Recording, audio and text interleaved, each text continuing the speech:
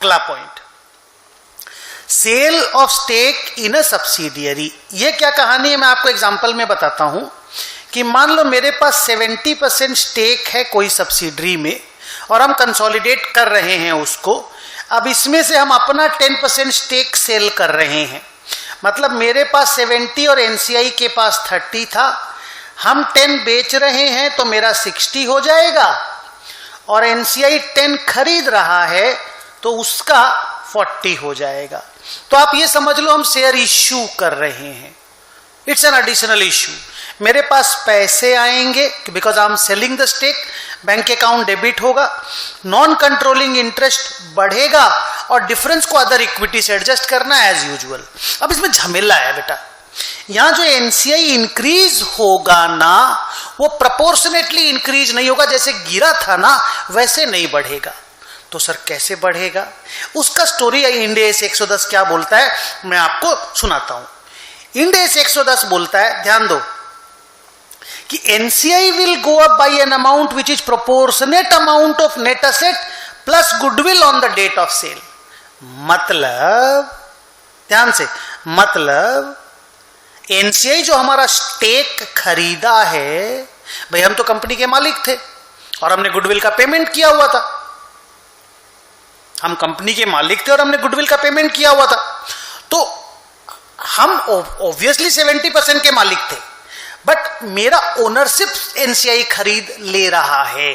तो आप ये बोलोगे कि अगर उस दिन सब्सिडरी कंपनी की नेट असेट, ध्यान से, अगर उस दिन सब्सिडरी कंपनी की नेट असेट 1000 रुपए की है, 1000 करोड़ रुपए की सब्सिडरी कंपनी का नेट असेट उस दिन का, जिस दिन मेरे से सेल हो रहा है, मैं अपना इक्विटी बेच रहा हूं, मतलब सब्सिडरी का स्टेक बेच रहा हूं, तो इसका 10% गिर जाएगा, दैट इज 100।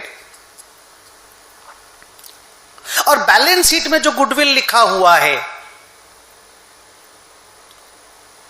उस गुडविल का 10%, मतलब गुडविल भी बिक जा रहा है, गुडविल का भी 10% निकल जाएगा और वो जाकर के एनसीआई में क्रेडिट हो जाएगा। मैं पढ़ता हूं, आपको पढ़ के सुनाता हूं, देखो। NCI will go up by an amount which is the proportionate amount of net asset plus goodwill on the date of sale. The difference of the above amount and cash received will go to other equity, not to the P&L. This transaction is also an equity transaction and shown under financing activities in the cash flow statement. Board पे देखो, bank account debit पैसा मिलेगा, to other equity to NCI, और NCI का amount क्या होगा, proportionate NCI नहीं बढ़ेगा, सब्सिडरी कंपनी का जितना नेट असेट है और जितना गुडविल है उसका प्रोपोर्शनेट परसेंटेज 10% निकाल करके बढ़ा देना। लिखते हैं कि in the standalone balance sheet of parent bank account debit to investment होगा और इन्वेस्टमेंट का प्रॉफिट लॉस भी निकलेगा, बिकॉज होल्डिंग की बैलेंस शीट में इन्वेस्टमेंट लिखा हुआ था। देखो, the carrying amount of investment will come down proportionately and profit और loss on sale will arise and will go to P&L. Subsidiary की बैलेंस शीट में there will be no effect. तो क्या फर्क देखा बोलो तो बेटा, देख फर्क ये देखे, जब हम लोग खरीदेंगे तो NCI will go down in proportionate to the old NCI.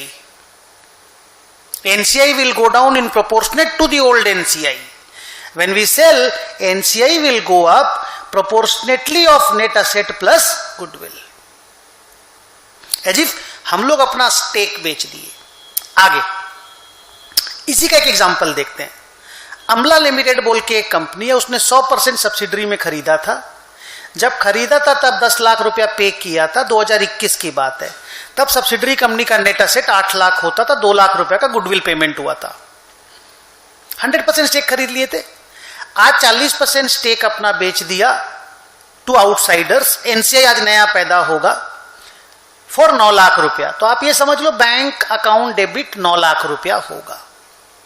अब एनसीआई बढ़ेगा कितना से, सब्सिडरी का नेट असेट निकाल लो उस दिन का, उस दिन मतलब 24 मार्च का, और गुडविल निकाल लो, दोनों को जोड़ दो, उसका 40%।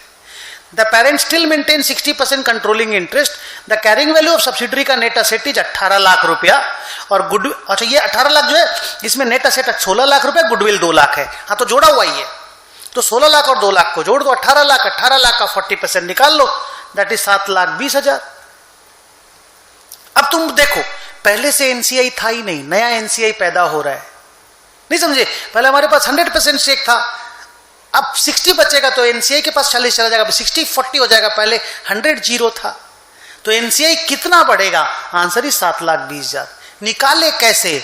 सब्सिडरी कंपनी का नेट एसेट देख लिए, गुडविल देख लिए, जो बैलेंस शीट में था कंसोल बैलेंस शीट में, दोनों को जोड़ दिए, 40% निकाल लिए, बढ़ा दिए, लिखा कैलकुलेट गेन और loss on cell. Answer is 7,20 का माल 9 लाख में बिका है, 1,80,000 का गेन है।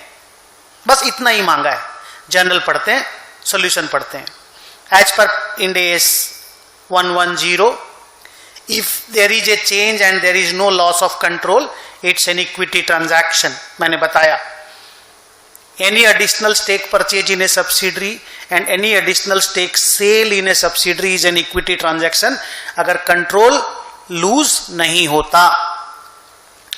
The identifiable net asset including goodwill remain unchanged in the balance sheet. However, any difference between the amount by which NCI is recorded, which is including the NCI interest proportion of goodwill and the fair value of the consideration received, is recognized directly in the equity for disposal. This do not result into loss of control। Same बात बार बार लिख रहा है। The change in NCI is recorded in its proportionate share of carrying value of the subsidiary।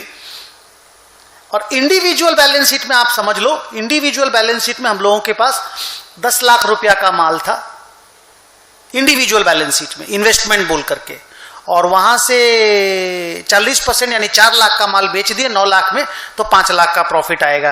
तो वो भी लिख करके दिया है, देखो, gain on sale of investment 5 lakh रुपया in parent separate balance sheet. और वो कैसे निकला? Sale 9 lakh, cost of investment 40% of 10 lakh, that is 4 lakh, gain is 5 lakh. लेकिन ये देखो, sale proceed 9 lakh, proportionate investment 4 lakh, 5 lakh, ये सब होल्डिंग का स्टैंड अलोन बैलेंस शीट का है। ये इंपॉर्टेंट नहीं है।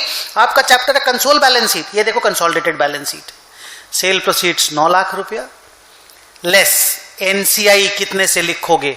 दैट इज 18 लाख का 40%, 7,20, और बाकी जो प्रॉफिट आया रिजर्व्स एंड सरप्लस में। पीएल अकाउंट में मत भेजना, because it's a fresh issue kind of a share. हम लोग शेयर इशू करके सब्सिडरी का शेयर पब्लिक को दे दिए, पहले सारा शेयर अपने पास था, पब्लिक को इशू करके प्रॉफिट अर्न किए हैं। तो सर सिक्योरिटी प्रीमियम नाम दे दीजिए, नहीं, रिजर्व सरप्लस में क्रेडिट हो जाएगा। जर्नल देखो, bank account debit to NCI to gain on sale of investment,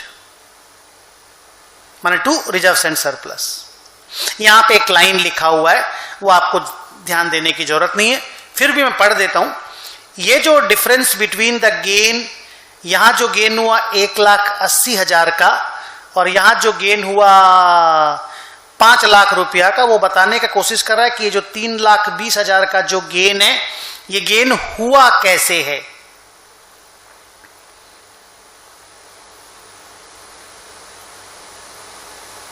तो वो गेन ऐसे हुआ है कि जिस दिन हम लोगों ने उसका स्टेक खरीदा था, उस दिन उसकी औकात 8 लाख रुपए की थी सब्सिडरी की, और ईयर एंड में जब हम लोगों ने स्टेक बेचा, उस दिन उसकी औकात 16 लाख रुपए की थी।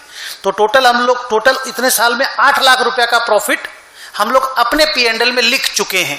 भाई सब्सिडरी हमारी थी, जब सब्सिडरी को हमने खरीदा तो उसके नेट एसेट में 8 लाख रुपया था, जब बेचा थोड़ा सा तो नेट एसेट में 16 लाख रुपया है, तो 8 लाख रुपए का नेट एसेट बड़ा तो प्रॉफिट हुआ, तो प्रॉफिट हुआ हम पीएल में लिखे होंगे, तो जो पीएल में हम पहले ही लिख चुके थे, इसलिए अभी और प्रॉफिट हमको 1,80,000 ही लिखने मिल रहा है।